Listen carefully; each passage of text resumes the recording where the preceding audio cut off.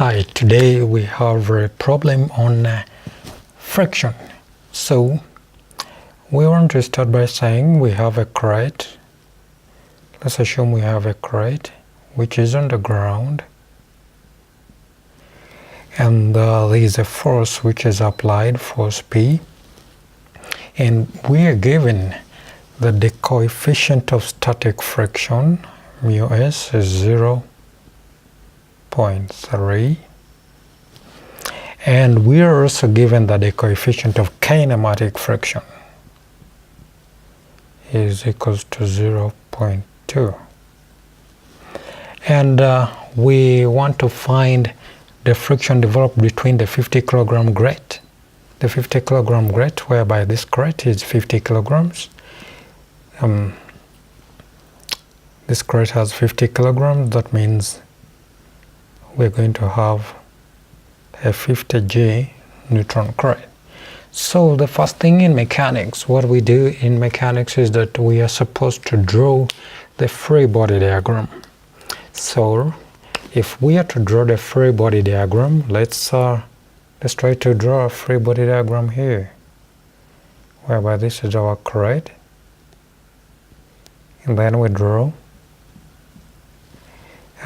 We want to find out the frictional forces which are acting on the surface. Therefore, if we have the force P, and we label the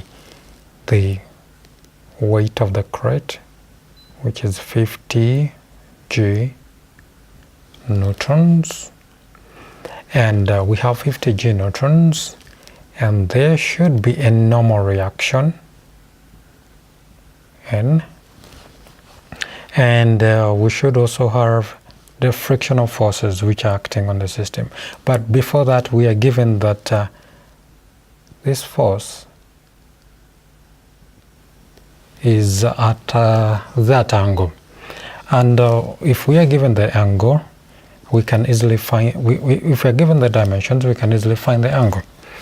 So we have to draw the frictional forces which are acting on the system, whereby this is mu s times the normal reaction N, and that will be the frictional force, whereby this will be the frictional force with respect to the static coefficient of static frictions. So we have drawn the free body diagram, and the next thing we have to do is to resolve the forces. And we know for this system to be in equilibrium, the summation of all the forces in the mechanical system, if we take it as a mechanical system, the summation of all the forces in the mechanical system are supposed to add up to 0. So what we are supposed to do here is to resolve the forces vertically and horizontally, and then we shall be able to get the unknowns. First, if we are to resolve the forces vertically, for example, the positive summation of the forces in the y direction should be equal to 0, and this will be easier for us if we are to find the unknowns which we are looking for. Therefore, in this case, we shall have the positive forces, which will be N, the normal reaction, minus the weight, 50 G newtons, whereby G is the acceleration due to gravity. And the next thing we have to do is to resolve this force in the vertical and the horizontal directions. And therefore, for this force in the vertical and horizontal direction, whereby this will be the vertical and this is horizontal, we know that this is cos of theta and this is sine of theta. But we are given the dimensions here, therefore we can easily find out. And the question is telling us that P is equals to 200 newtons.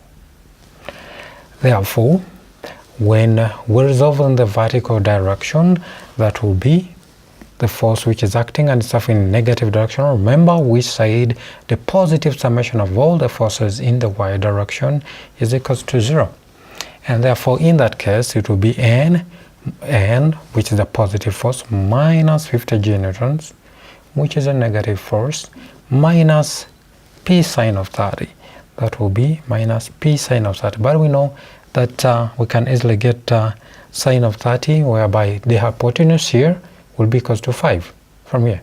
That means the hypotenuse is 5, which will be 16 plus 9, which is 25, using the Pythagoras theorem, and we're able to get the square root of that, which will be 5. That will be p times 3 over 5.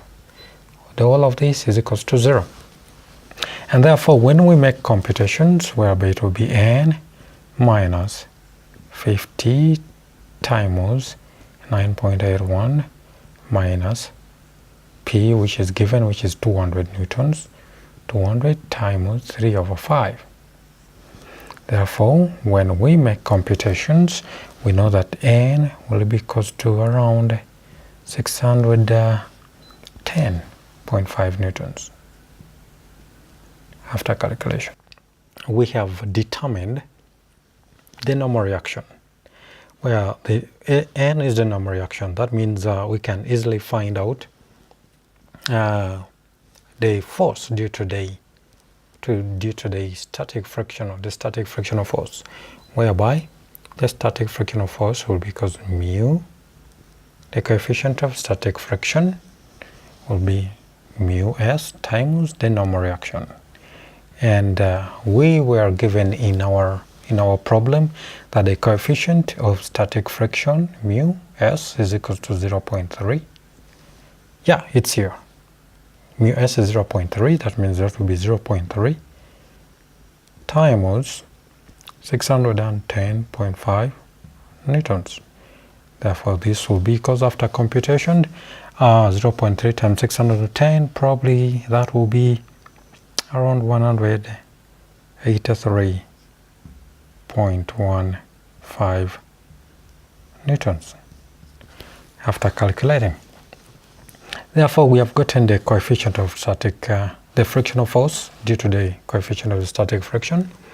And our next thing is that we should resolve the forces in the x direction. Therefore, the next thing we are going to do is to resolve the forces in the x direction, whereby the positive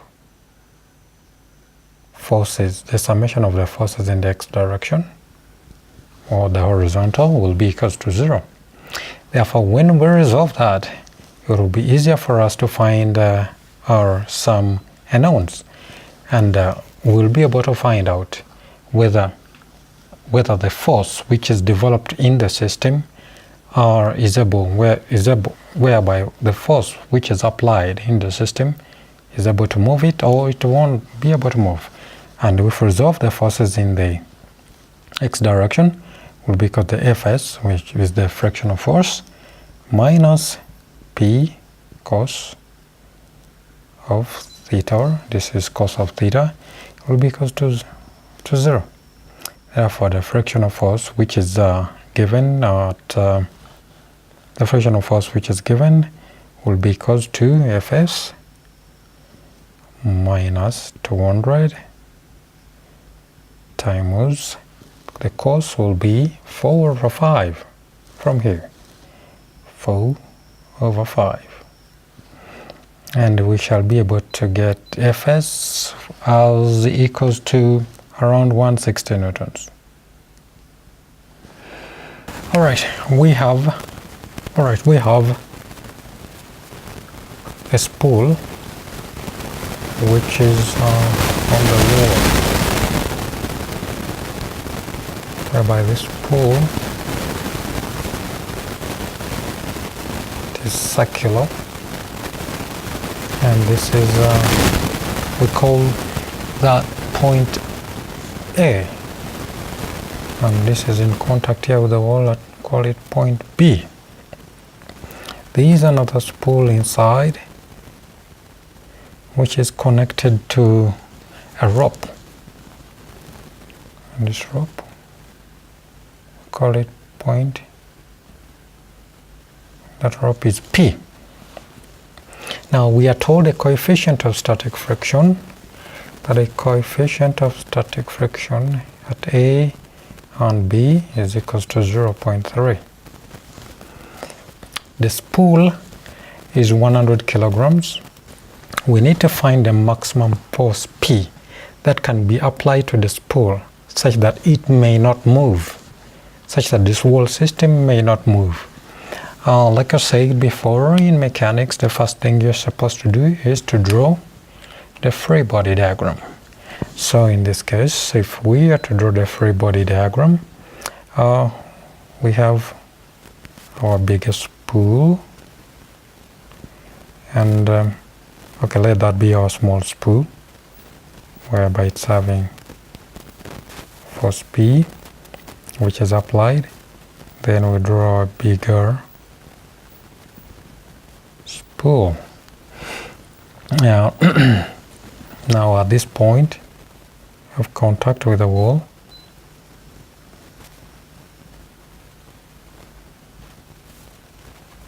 this is point B, and this is point A. At this point of contact with the wall, if it doesn't move, we shall have the frictional force to the point A, and then that means we shall have the normal reaction Na, and if we have the frictional force acting,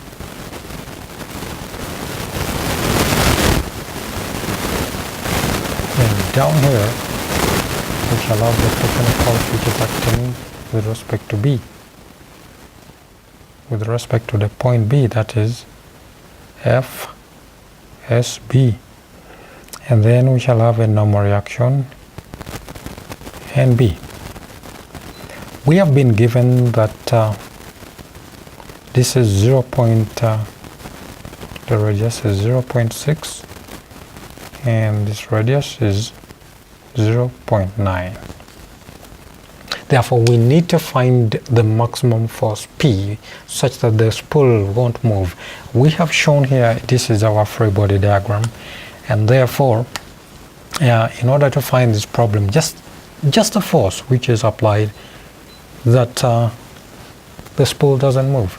Therefore, the first thing we are supposed to do is to resolve all the forces, taking this as a mechanical system.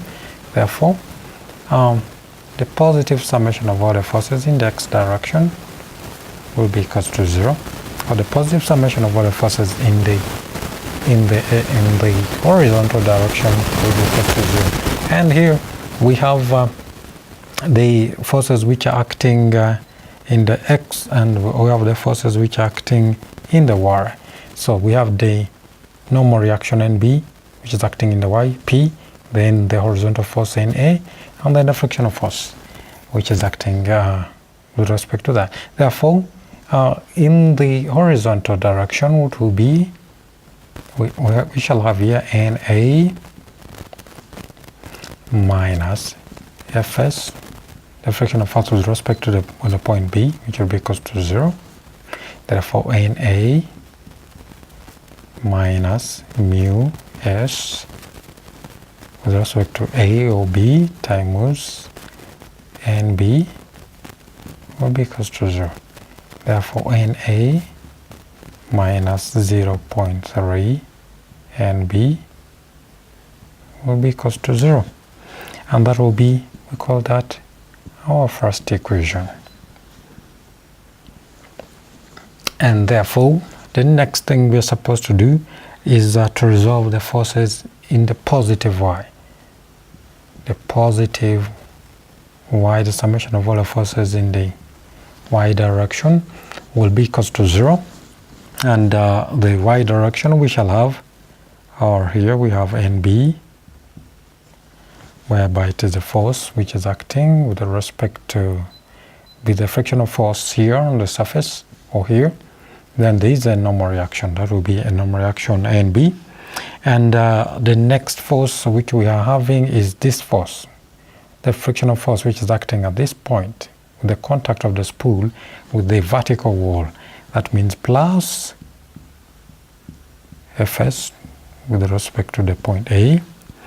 And the another thing we have is that we have a positive force, which is P, which is acting upwards. That's a force which is supposed to be pulled.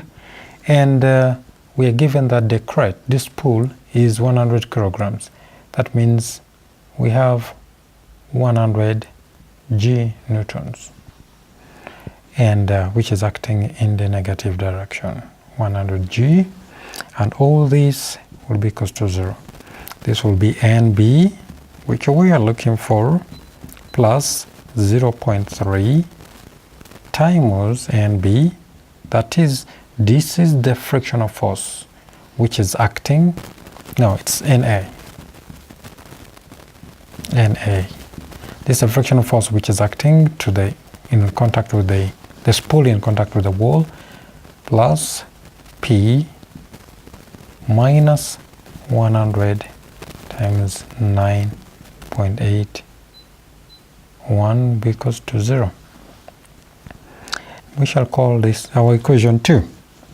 And now, in order to get the unknowns here, we are going to apply the moments with respect to the moment with respect to the point of action, which will be, we can take moments at the point O. For example, we call that point O our origin. We know that anticlockwise moments are positive, and the summation of all moments with respect to the point O will be equal to 0. And therefore, when we resolve the forces with respect to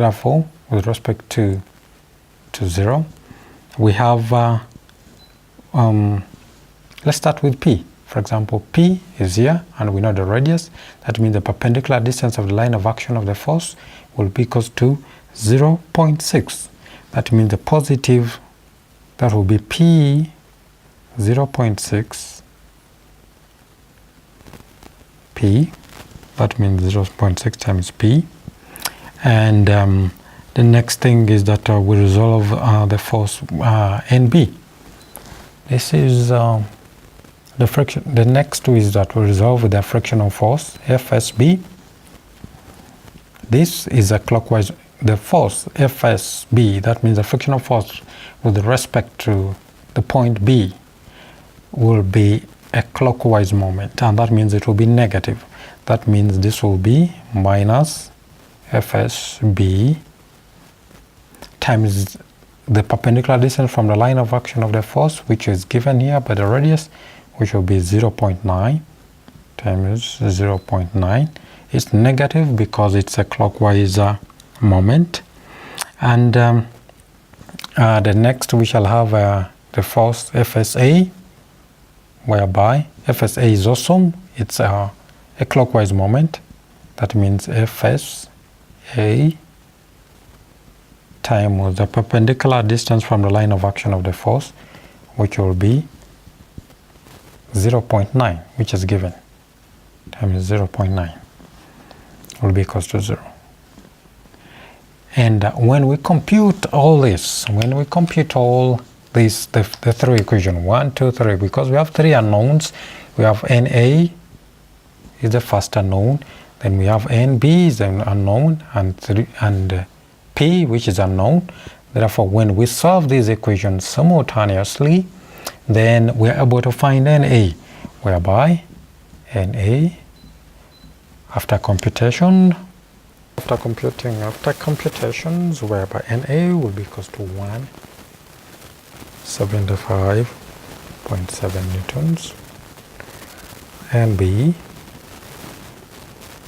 will be equal to 585.6 newtons, and P, the force which is needed for just making the spool not to move, will be equal to 343 newtons. Therefore, as you can see, that when it comes to mechanics, the first thing you're supposed to do is to draw the free body diagrams, and then resolve the forces, the positive horizontal forces.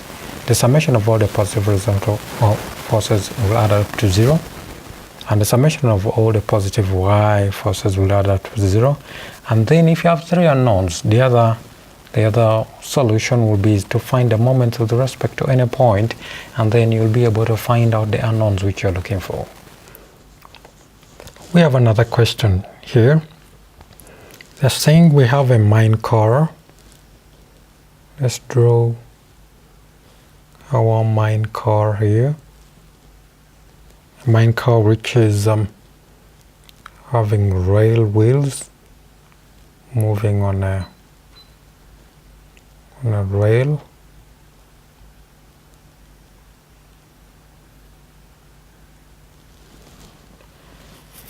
And this mine car is, let's say it is having some coal or any mine stuff.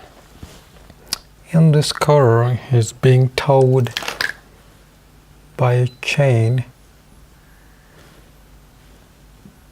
attached to 10 kilonewtons. Chain is attached to 10 kilonewtons. The center of gravity is at a distance between the wheels. This is 0.6, and this is 1.5 meters, and that is 0.6 meters. And the wheels have a radius. The wheels have a radius of 0.15. And the crate, the car is 0.9 meters. Question is that the mine car, this mine car here, and its contents have a total mass of 6 megagrams, and our center of gravity at G, this is G. If the coefficient of static friction between the wheels and the tracks is 0.4, coefficient of static friction is 0.4.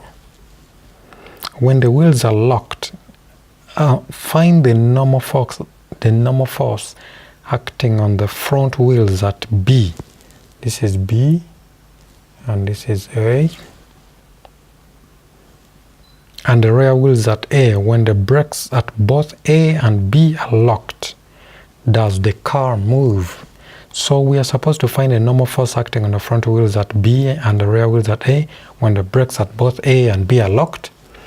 And the second thing we're supposed to find is whether this car is going to move. So the first thing we're going to do is to draw the free body diagram. Like I said in mechanics, the first thing you're supposed to do is to draw the free body diagram. Therefore, we have a car which is moving on the rails. Okay. Let's assume those are our rails, and this is our car. This is 0.9.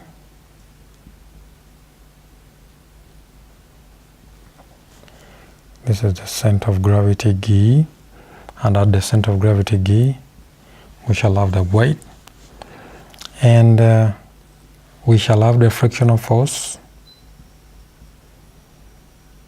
FB, and the next thing is that we're going to have the frictional force at A.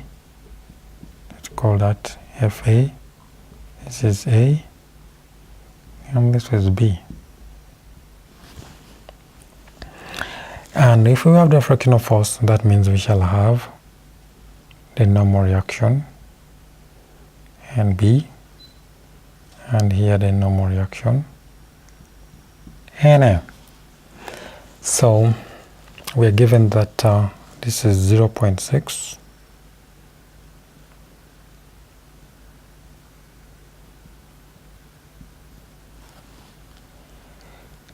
and from here to here, that is 1.5. That means we can get all the dimensions we need. Therefore, as you can see, after drawing of, we have a 10 kilonewtons force here. After drawing our free body diagram, then we can continue to resolve the respective forces, and we shall be able to get all the unknowns we need. Therefore, the first thing we do, let's take the moments at the center of gravity, and then we shall be able to get unknowns. For example, let's start with NB. NB times the perpendicular distance from the line of action of the force. Therefore, taking the moments at the center, we shall have, let's start with NB. NB times the perpendicular distance to the line of action of the force, which will be 0.6, and that will be a negative moment.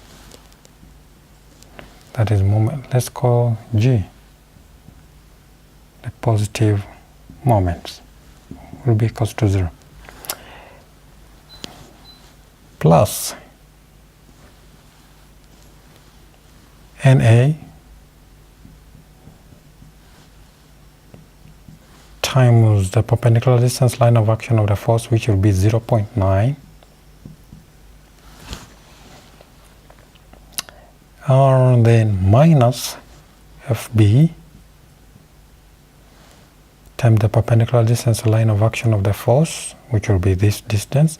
We know that the radius of the wheels is 0.15. That means the diameter will be 0.3. Then this is from here to here will be 0.45.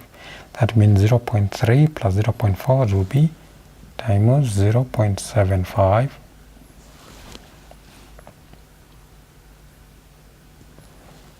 plus FA times the perpendicular distance line of action of the force, which will be still times 0.75.